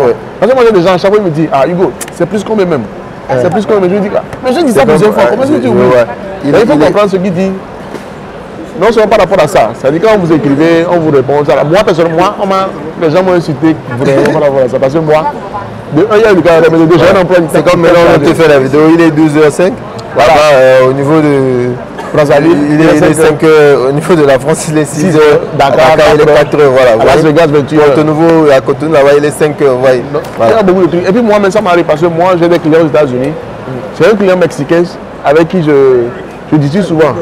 Donc le client mexicain, le client mexicain là, c'est-à-dire on trouve une heure vraiment, parce que c'est difficile. Parce qu'il y 12 heures de déclin horaire. Wow. Donc c'est le jour et la nuit. Donc il faut comprendre. Et c'est un client vraiment qui est aussi très compréhensif. Et à chaque fois il me demande quelle heure t'arrange, quelle heure l'arrange, on trouve vraiment au milieu. Là où est-ce que ça va nous avantager. Vraiment au milieu pour discuter. Donc il faut aussi ça. Et puis quand tu parlais de délai, j'ai pensé aussi à un dernier truc, la livraison. On dit un billet 2 semaines, bateau 1 mois et demi. De 1, quand on dit avion 2 semaines, quand vous envoyez la commande à Patrick, il faut du temps pour que Patrick fasse la commande, il reçoive chez lui, il vérifie, il envoie ensuite à l'aéroport avant que ça le parte. Ça ne se fait pas en 1 heure. Non. Même la livraison en Chine, ce n'est pas en 1 heure. Au maximum, c'est quoi? 2-3 jours. Voilà, 2-3 jours. Ça dépend de la distance. Et puis de la quantité aussi. Il y a des usines qui te disent qu'il livre en 1 semaine. C'est-à-dire qu'une semaine est passée. Tu vas aussi analyser, checker les trucs. Toi, tu commences à compter les 2 semaines du jour où tu envoies l'argent. Toujours envoyer l'argent, d'attendre 2 semaines. Et puis même quand vous envoyez l'argent aujourd'hui, moi je reçois l'argent de monsieur. Pour ceux qui font rester réunion. Après, pour ceux qui font les virements bancaires, je reçois instantanément. Ouais. Donc pour ceux qui font les paiements là, c'est pas lorsque vous payez instantanément la machine, il y a déjà sur l'avion. Non, ça ne passe pas comme ça. Et puis aussi, moi j'ai trouvé une solution à ça. C'est-à-dire, dans notre système, à Haïti Consulsal, on a un système, pour ceux qui travaillent avec nous, ils comprennent. La secrétaire et l'assistante commerciale, ils nous envoient le cheminement en fait. Donc quand vous payez, il y a en fait un truc qui s'affiche, qui coché, comme la commande a été validée. Ensuite, lorsqu'on reçoit le produit dans notre entrepôt, il y a ensuite un truc où on reçoit un emoji de case qui montre que le truc a été mis en entrepôt. Lorsque le produit part vraiment, quand vous notifiez que le produit est parti, donc là le client a une idée, lorsque le produit a été validé, lorsque le produit a été reçu, lorsque le produit est parti, donc ça permet vraiment de nous inclure le client dans le process, comme ça il va au moins voir. C'est ce qui aussi m'a amené aussi, c'est aussi l'une des raisons qui a amené à faire Elikia. Quand je fais une commande sur Elikia, quand la commande est validée, tu vois que c'est validé. Quand la commande est ramassée, tu vois que c'est ramassé. Quand la commande est en route, tu vois que c'est en route. Quand la commande est livrée, tu vois que tout est carré quoi. Donc essayez quand même d'être un peu conciliant. Quand on dit 45 jours, normalement c'est le temps que le truc passe sur la mer. Mais il arrive parfois que c'est rapide. Hier, je disais à un de mes collaborateurs, j'ai une amie en Côte d'Ivoire, elle va se reconnaître. Coucou à toi. Donc je lui ai envoyé un produit sur Abidjan. Normalement c'est par bateau. Donc elle disait que Hugo, ici on envoie ça par avion parce que le bateau là j'ai appris que ça dure. Et il dit non t'inquiète, c'est 1 mois et demi mais ça passe vite quoi. En 22 jours le truc est arrivé. Donc c'est des trucs qui arrivent et ça fait plaisir aux clients quand ça arrive rapidement. Donc elle me dit 22 jours ça fait pratiquement 3 semaines. Tu vois, donc c'était très rapide. Mais il se peut aussi que parfois ça dure. Ça dure, ouais, j'ai eu ce souci là aussi. Voilà, parfois 45 jours, ça peut faire peut-être 50 jours. Parfois même ça va même jusqu'à 60 jours. C'est des situations qui ne sont pas fréquentes mais ça arrive. Et puis aussi, qu'est-ce qui aussi cause ce problème-là? Parfois, souvent quand il y a des fêtes chinoises, c'est-à-dire souvent le Chuan-Dien. Surtout ça c'est vraiment... Le nouvel an chinois. Ils entassent les conteneurs à l'aéroport, au port tellement et à l'aéroport. Donc quand tu as la fête est terminée, en février, tu passes la commande, on envoie. Peut-être que la commande même part de Chine en mars. Et là, les clients sont furieux. J'ai commandé depuis février, on est en avril. Il faut être compréhensible. C'est le même problème qui m'est arrivé avec mon même client du Cameroun là aussi. Il a fait la commande, après tu vois, on a envoyé quand ça arrivait au niveau du port là-bas. C'était au moment où les Chinois étaient, tu vois, quand c'est leur fait, ils commencent déjà à prendre les trucs, mettre au warehouse et puis eux veulent juste rentrer. Tu connais comment les Chinois sont carrés pour ça. Ils veulent vraiment juste rentrer au village, aller passer le temps avec les parents. Donc du coup, après il a reçu, ça fait quoi? Ça fait au moins, on a décembre, janvier, février, c'est arrivé mars. Mais après le client il était vraiment compréhensif parce qu'il y avait le tracking number. Donc il voyait lui-même que non, voilà, c'était en route après. Voilà. J'ai même fait une vidéo sur ça. J'ai vu toi tu as fait une vidéo sur ça, mais bien avant moi, pour expliquer le truc de logistique. Moi j'ai vraiment fait une vidéo complète où j'expliquais vraiment que le process au niveau d'ici, nous, on fait la commande. On peut recevoir les samples chez nous, comme on peut envoyer ça directement au warehouse. Après, ça peut déjà prendre, pour tout ça, ça peut déjà nous prendre au moins 3-4 jours. 3-4 jours. Ok. Ça arrive au warehouse. Au warehouse, le jour que ça arrive, c'est pas le même jour qu'eux embarquent pour envoyer. Donc eux aussi, c'est un conteneur. On va pas, surtout quand on fait le groupage. Un petit conteneur n'est pas vide. On va pas mettre un petit carton, on va mettre dans le conteneur. Non, ça c'est une perte. Donc voilà, le conteneur aussi doit être plein. Donc du coup, une fois que le conteneur est plein, ça peut prendre des fois encore 2 semaines. Après le conteneur est chargé, c'est envoyé. Donc le conteneur envoyé, ça va arriver, ça va passer par plusieurs destinations. Ça ne va pas quitter de la Chine directement dans votre pays et puis ça arrive. Non. Ça fait peut-être 2-3 destinations. Après, au niveau de l'Afrique aussi, on connaît les réalités. La logistique aussi, quand ça arrive, on va prendre un exemple. Le conteneur va accoster, ça va traîner un peu. Après, voilà, on va dédouaner les conteneurs du Togo. Le bateau reprend sa route, arrive vers le Cameroun.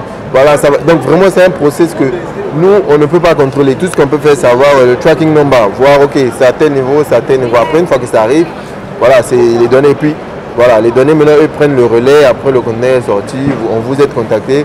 Vous avez votre marchandise quand vous envoyez le groupage. Après, pour ceux qui font les conteneurs, moi, je ne sais pas pour toi, Hugo, mais pour moi, quand les gens font tout ce qui est genre conteneur, moi, je gère tout ce qui est au niveau d'ici jusqu'à l'envoi. Mais après, une fois que ça arrive là-bas, la personne maintenant avec... ça, c'est pas pour le groupage, je parle pour quand la personne fait le conteneur et tout. Mais toi, qu'est-ce que tu fais? Quand ça arrive au niveau de Togo, tu contrôles, tu peux aussi sortir, gérer la logistique. Vu qu'on a souhaité enregistrer en Afrique, donc on a tous cette facilité-là.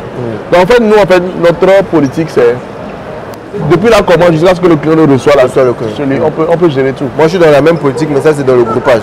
Ah, ok, d'accord. Pour le groupage, vraiment, de l'envoi, on gère toute la chaîne. Donc toi, tu reçois juste ton colis, tu vas être contacté, tu reçois ton colis.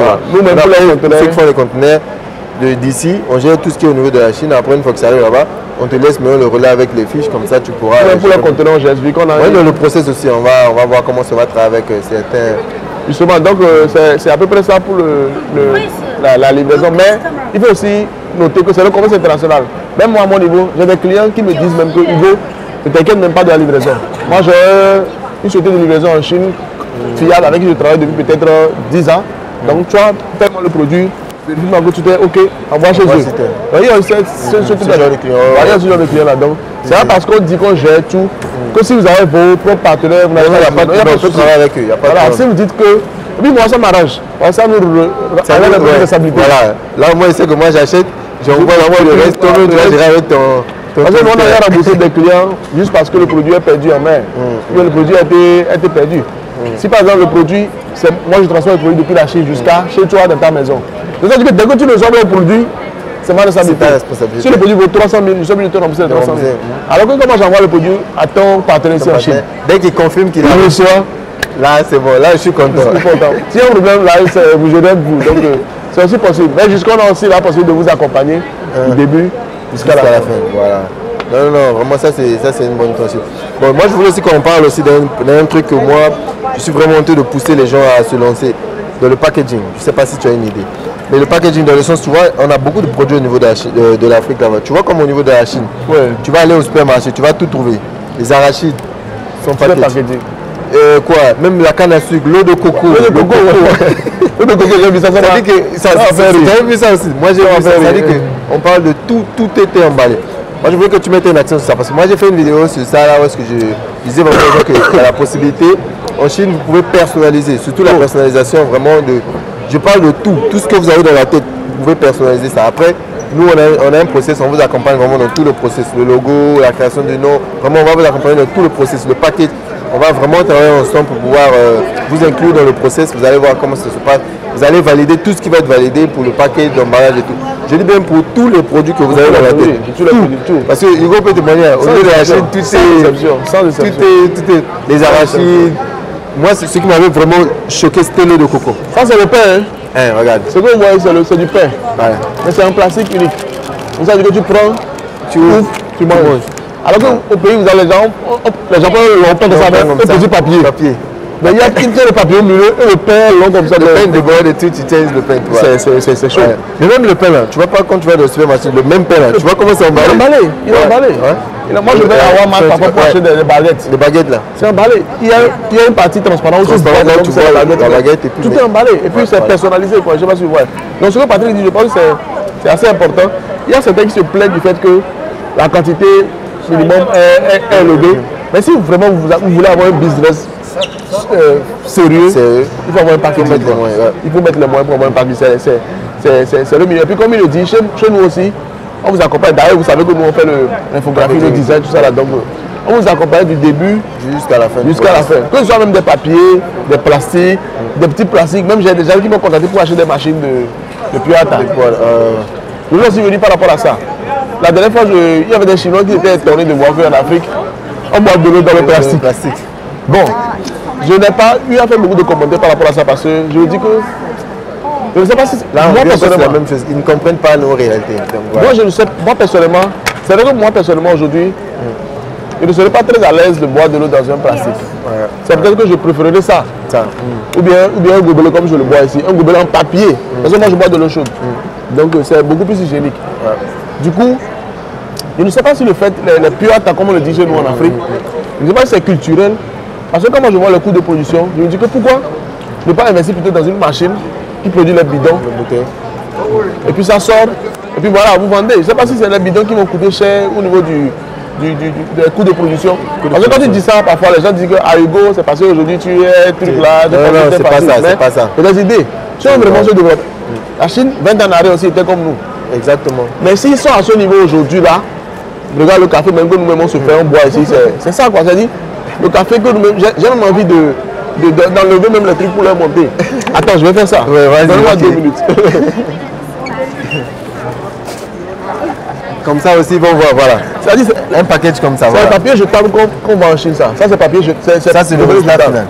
Et ça, c'est le couvert. C'est le couvert. Ça, c'est le résultat final. Donc, vous voyez, c'est-à-dire, pour nous-mêmes qui sont dans le stand, pour boire du café, on se dit que, voilà. Que ça soit ouvert comme ça, peut-être quand un client va venir, tu vas te lever, tu vas revenir, c'est pas vraiment hygiénique. Donc, tu as le truc là.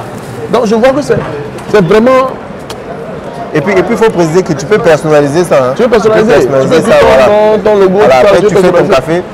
Voilà, le café si ça se vend à 100 francs, les cafés au pays là, ce qu'on fait, voilà, c'est 100 francs. Oui, 100 francs. Le même café qui est vendu à 100 francs, si tu le transformes comme ça, tu es capable d'aller le vendre dans un bureau. Même à 500 dans un bureau, tu vois. Et puis toi tu fais la cible, tu vas à la zone industrielle ou bien tu vas là où il y a vraiment les bureaux. Tu vas là-bas, tu rentres dans les bureaux. Ça là, c'est pas magnifique. Ouais, c'est pas bien. Avec le couvert, tout ça là, bien. Donc, ça même un directeur, il a ça, voilà, c'est propre et tout. Voilà. Et puis, ici, à cause de l'écologie, il n'utilise plus les jetables en plastique. On froisse et puis ça fait des. Non.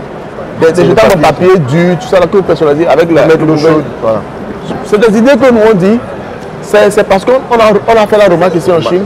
Et on a trouvé que c'est bon, c'est pourquoi c'est pas parce qu'on fait genre, on se dit que non, voilà, l'Afrique est terrible. Moi, je suis rentré en Afrique la dernière fois, j'ai pris beaucoup de notes, j'ai remarqué qu'il y a beaucoup de travail à faire. Il y a beaucoup de travail à faire. C'est pourquoi moi, j'essaie de proposer sur l'IKEA. Et l'IKEA, comment est-ce qu'on fait? Je vous dis à peu près comment est-ce qu'on propose les produits. Et là, on demandait Hugo, pourquoi s'il y a ce produit, pourquoi s'il n'y a pas ce produit? Doucement. Si on ne veut pas, pourquoi on a lancé en janvier? On peut avoir 1 milliard de produits sur la plateforme en même temps. Petit à petit. Amazon, c'est pareil, Alibaba, c'est pareil. Du coup, on a 3 possibilités. On a 3, en fait, 3, on va dire comment? On a 3 origines des produits, je vais dire ça comme ça. Numéro 1, c'est ce que les clients nous demandent.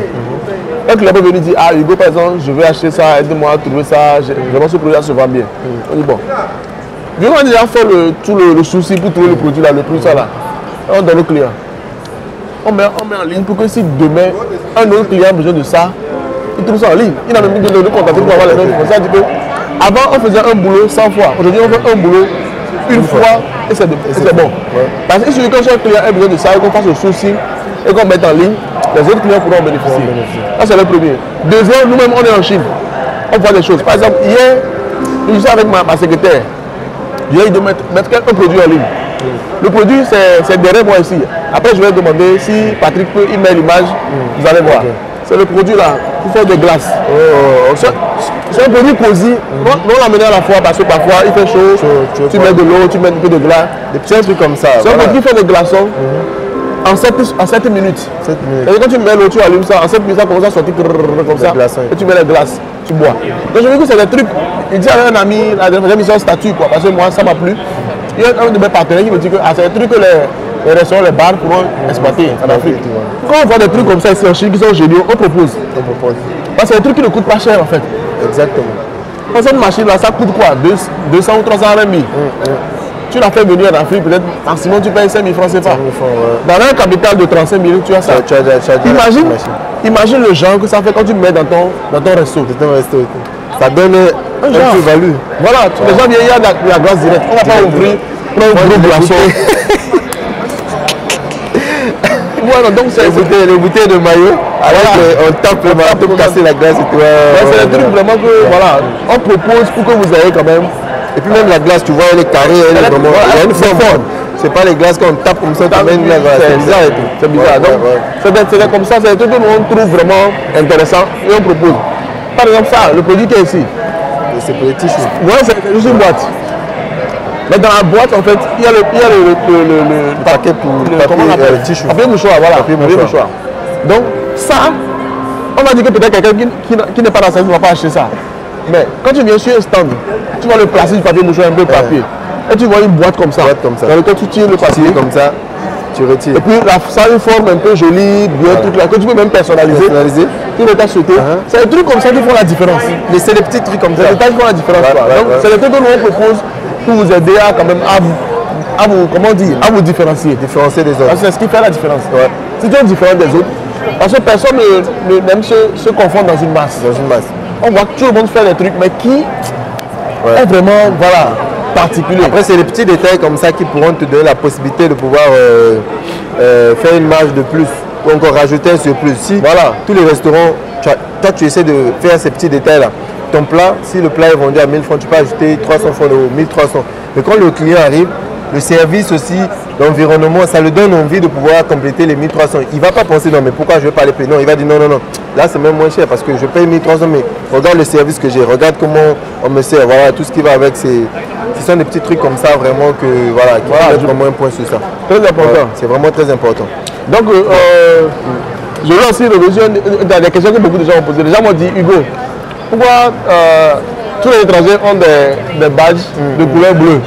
Parce que comme Patrick, il a un badge de couleur bleue et moi j'ai un badge de couleur violet. Donc comme Patrick disait tout à l'heure, moi je suis un étranger, j'ai besoin d'une usine chinoise. Donc je suis exposant. C'est vrai que même il y a certains clients qui viennent ici, des clients que je ne connaissais pas, des nouveaux clients qui viennent. Quand ils me voient, ils pensent que je suis un client. C'est juste quand ils voient le badge qu'ils sont un peu confus. Ils disent mais c'est pas le même et tout. Voilà. Je pense que dans toute la foire, on n'est que deux étrangers à avoir des stands et être étranger. Il y a moi ici et puis il y a un autre qui est, on va dire, Mexico-Suisse. Voilà, c'est un métis en fait. Il est mexicain, il est suisse, mais il a une femme chinoise.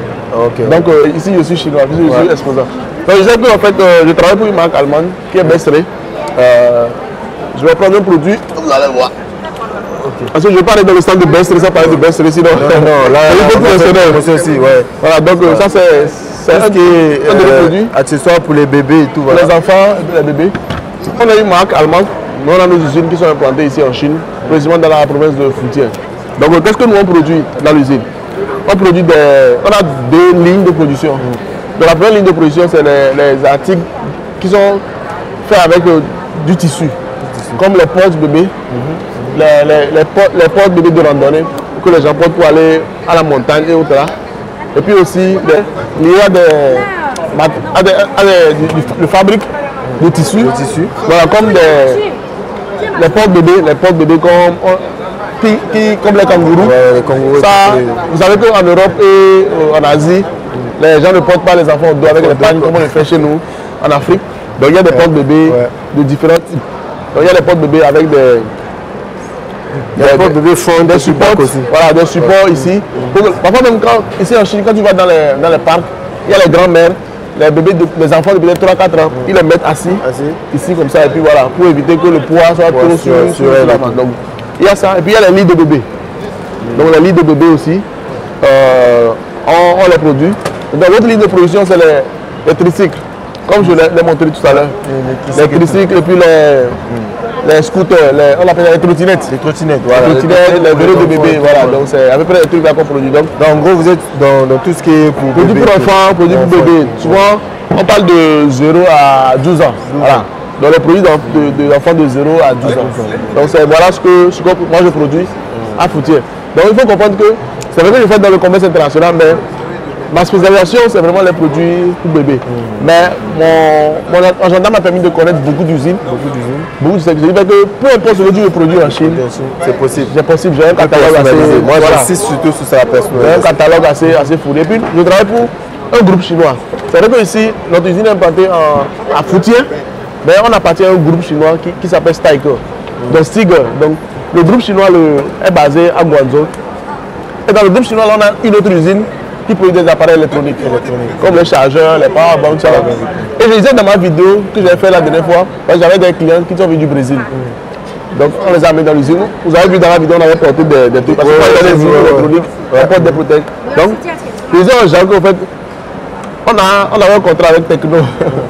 Donc vous avez vu, je vous ai montré, on faisait la personnalisation des trucs dans le Techno, tout ça là dans l'usine. Donc vous voyez que c'est vraiment pas du jeu quoi. C'est du concret. C'est l'usine, la personnalisation, tout ça là, c'est des trucs où nous on est vraiment impliqués. Spécialisés. On est dedans tout le temps. Toute la chaîne, vous êtes impliqué dans toute la chaîne. Donc professionnellement, je suis beaucoup plus dans ça. Maintenant, de façon, de l'autre côté, il y a tout. Même si tu veux produire un caleçon, on peut le faire ça en Chine. Quoi. Donc c'est pourquoi je suis ici avec le badge violet, voilà, après du badge bleu. Ouais. Donc c'est ça la différence. Ça ne veut pas dire que non, le badge là c'est mieux que non, voilà, c'est différent. Ça c'est pour vraiment pour visiteurs et exposants. Voilà. Donc c'est la petite parenthèse plus. Pour ceux qui ont besoin des articles de bébé, n'hésitez pas à me contacter. Vous pouvez aller directement sur sa chaîne. Encore si vous passez par moi, je vais passer par lui aussi. C'est vraiment c'est pareil. Donc c'est un peu pour les bébés. Voilà. Donc je pense que on va faire peut-être un dernier point sur l'industrialisation. Voilà, moi c'est un point aussi que je voulais. Tu peux parce que moi j'ai déjà fait des vidéos, mais je pense que ça va sortir peut-être avant ou après cette vidéo. Sur ça, là je précise vraiment que il y a des machines ici qui permettent aux gens de pouvoir commencer une petite industrie. Voilà. Donc tu vois un peu, essaie de faire un highlight comme ça, les gens vont mieux comprendre peut-être. Voilà. Donc par rapport à ce que Patrick dit, parce que les gens se disent souvent que non, pour commencer une industrie, il faut avoir les milliards, faut être milliardaire et tout. Voilà. Mais avec la Chine, on sait comment ça se passe, les machines et tout, voilà, tout le procédé. Donc c'est un peu nous pour vous dire la vérité, je parlais de notre usine où on produit des portes bébés. Je vais vous montrer à peu près à quoi ressemble un porte-bébé. Dans un porte-bébé, c'est ça. Vous voyez ce que l'homme a porté le bébé dedans. Donc c'est des produits qui se font un peu comme des habits. Donc au tout début de notre usine, on n'avait pas vraiment de machines automatisées. C'est des machines comme on a opéré chez nous dans les couturières. Et vous avez, il y a beaucoup d'ouvriers qui sont assis à la chaîne, celui fait ça, celui fait ça, et puis après il y a un dernier qui peut assembler le truc. Donc c'est comme ça qu'ils ont commencé. Avant que quelques années en arrière, on a pris maintenant des machines automatisées, tout ça là-dedans. Désolé. Donc ça veut dire que même si les Chinois ont compris le fait de commencer petit à petit, pourquoi pas step by step, voilà. Je disais tantôt que moi j'ai eu un client qui a commandé une machine de Puyata. Moi j'ai étonné, la machine de Puyata a coûté à peine 1 million et quelques. C'est vrai que les gens disent, ah il veut tu dis 1 million, c'est. Mais une usine, 1 million d'investissement, ce n'est rien. Ouais, mais après, ça va prendre le temps, mais les gens vont surtout au niveau de l'Afrique, les gens vont commencer à comprendre. Oui. Donc avec les gens comme toi, moi et les autres. Et puis la dernière fois, moi j'ai un client, j'ai un de mes clients qui a commandé, il a commandé déjà 6 machines. Ce sont les machines qui fabriquent les trucs là. Oh, les packages, les gobelets. Ça fabrique les packs, et puis de l'autre côté, il y a une partie qui vient couvrir. Donc, on a acheté 3. Elle m'a acheté 3. Après ça m'a tiqué, dit, le gars là, il fait quoi avec les machines là? Il est en train de mettre des petits trucs en place comme ça au pays, pour que lorsque les gens ont des événements comme ça, s'ils ont des jus, des trucs comme ça, où on va aller attacher avec le plastique. Avec le sachet et tout. Donc lui, il offre le service là, vous avez les trucs en quantité, eux ils mettent tac, tac, tac, tac, tac, tac, tac. Il faut par exemple le rouge, c'est du bissap, le vert, c'est du citron, il faut ça, puis ils livrent. Donc j'ai dit, j'ai trouvé l'idée vraiment géniale. Alors que tu sais combien les machines là coûtent? Les machines là, si je ne me trompe pas, les machines coûtent environ 350 yuan. Et 35 000. On en a acheté 6. Donc quand je fais 35 000, j'ai ma calculatrice, quand je fais 35 000, francs CFA, fois 6, 210 000. 210 000. Avec un capital de 210 000, quelqu'un a l'idée de mettre en place ça c'est une petite usine, on peut l'appeler. Oui, on va payer une usine. Parce qu'il peut mettre ça en location. En location, même, tu vois. Donc, ce qu'il dit, c'est vraiment réel, quoi. C'est vraiment très réel ce qu'il dit. Donc, aujourd'hui, on a beaucoup de machines, tellement que vous pouvez commencer un truc petit. Après la grande. Moi, j'ai des clients qui ont commandé des machines, on appelle ça des machines alimentaires. Des trucs pour faire peut-être le pain, pour faire les gâteaux, les fours, les gros fours. Voilà, moi j'ai des gens qui ont commencé ça. J'ai même un client comme ça qui a ouvert une petite boulangerie comme ça. Et quand tu vas dans sa boulangerie, tout est automatisé. Tu vois, il y a un truc qui coupe, il y a un truc qui fait, et puis les ouvriers viennent juste ouvrir et faire sortir.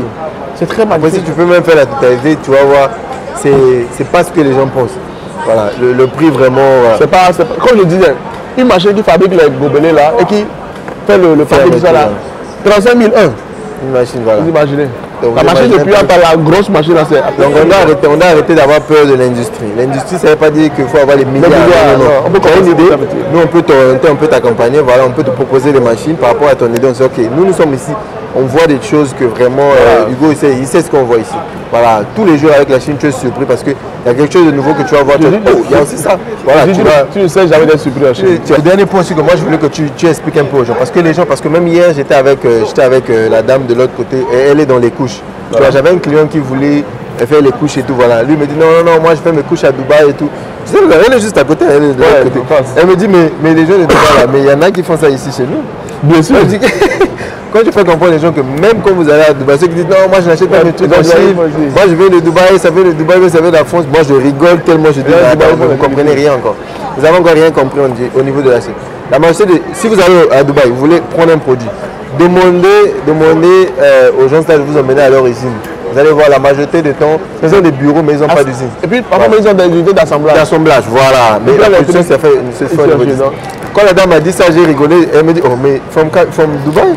Elle m'a regardé, elle a rigolé, après elle dit ouais. Elle dit most of them they doing it here. C'est un peu comme quand elle me dit ça, elle dit que attends. C'est un peu comme tu dis, quelqu'un te demande, je sais pas, où il paye, c'est comment on dit, on va dire un frigidaire. Un frigidaire. Tu dis que lui fabrique ça au Togo. Et tu veux fabriquer peut-être un frigidaire au Togo, mais comment même c'est chaud. Ça vient d'où? C'est la Chine quoi. C'est-à-dire, je dis aux gens de la Chine, c'est de place to be. Ouais. Les gens ne comprennent pas ça. Il y a tellement de trucs. Hein. Mais on ne peut pas tout le monde dans la vidéo. Je dis à Patrick hier, pourquoi je ne fais pas autant de vidéos comme les gens le disent. Déjà, le rythme de vie en Chine est très rapide. Ouais. Il y a tellement de trucs à faire. La dernière fois, moi, en octobre, j'étais à Paris, on était dans le métro. Donc, j'ai vu quelques trucs. Et je dis à mon petit frère que je ne peux plus vivre à Paris. Que si je lui dis lui-même là, si je l'emmène à Shanghai, il fait 1 mois. On lui dit Paris-Shanghai, tous les jours tu prends Shanghai. Tous les jours tu prends Shanghai. Tous les jours tu prends Shanghai, mon frère. Même Shanghai, tu vas trop loin. Oui. Là, tu vas trop loin. Essaye de pousser le bouchon loin ça. On lui dit moi je suis dans ma voiture, mon frère, tranquille. Ouais. Tranquille, ça dit c'est. Surtout là-bas, c'est la vitesse. Comment ils appellent même les mannequins, voilà. Ouais. Les mannequins. Et même les mannequins, ça se vend en Chine. C'est vous qui vendez les habits, vous mettez des ceintures et ça, voilà. Non. C'est plein de mannequins. Voilà. Ça coûte vraiment rien. Et puis ça, c'est un truc comme ça. On a pompé les dedans. Ouais. Tu peux acheter ça. Vous pouvez prendre une très grande quantité. Tu peux acheter ça à 100. Le carton, ça va venir dans un petit carton. Parce qu'il y a seulement de l'air. Tu vas dépomper. Après, voilà. Vous voyez, je vais vous présenter le porte-bébé. Mais il y a non seulement comment dire, le mannequin, il y a même ce qui est ici en haut là. Ouais. Regarde, c'est joli. Ouais. À la fin, on va essayer d'utiliser des trucs, on va essayer de tordre des fils de fer. Non, c'est-à-dire il faut prendre le truc qui. C'est ça aussi, ouais.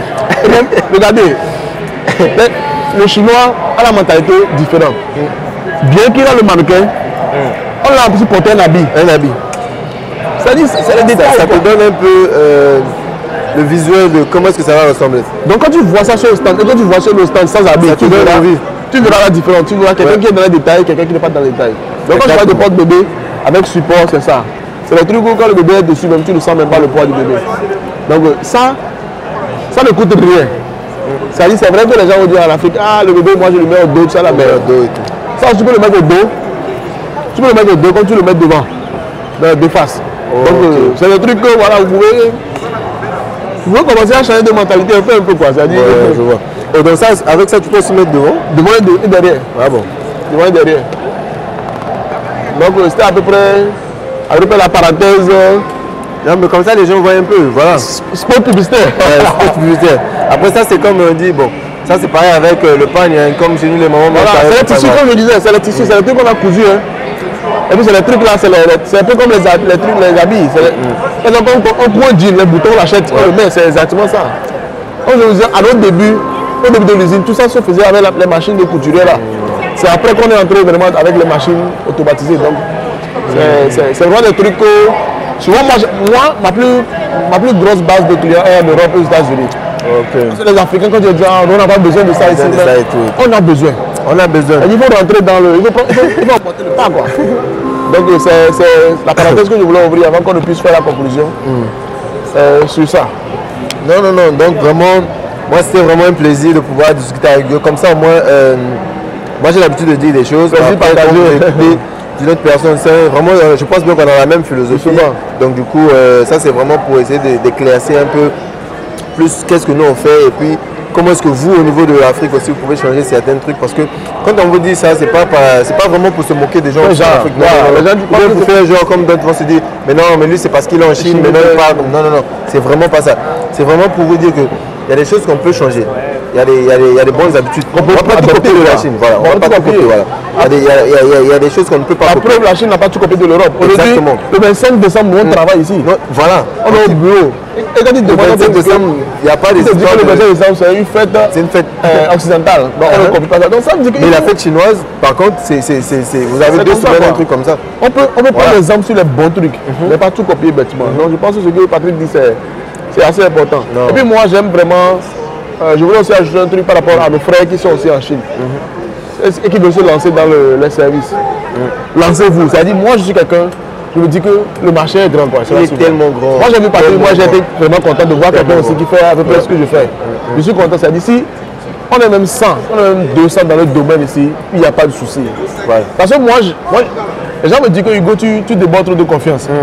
Moi, j'ai toujours dit que même si on est 1000, j'aurai ma touche personnelle. Exactement. Je ne sais pas si vous voyez. Parce que quand vous l'avez vu, d'après notre discussion, on n'a pas les mêmes méthodes de travail. Tout le monde fait de son côté et ça marche. Voilà. Donc le modèle économique de tout le monde est différent. Mais ça marche. Donc ça veut dire que ce que Patrick fait, je ne fais pas ça. On parlait en inbox, je disais qu'il y a des trucs même sur lesquels on peut travailler, on peut collaborer. Parce qu'il y a des domaines dans lesquels il est très fort.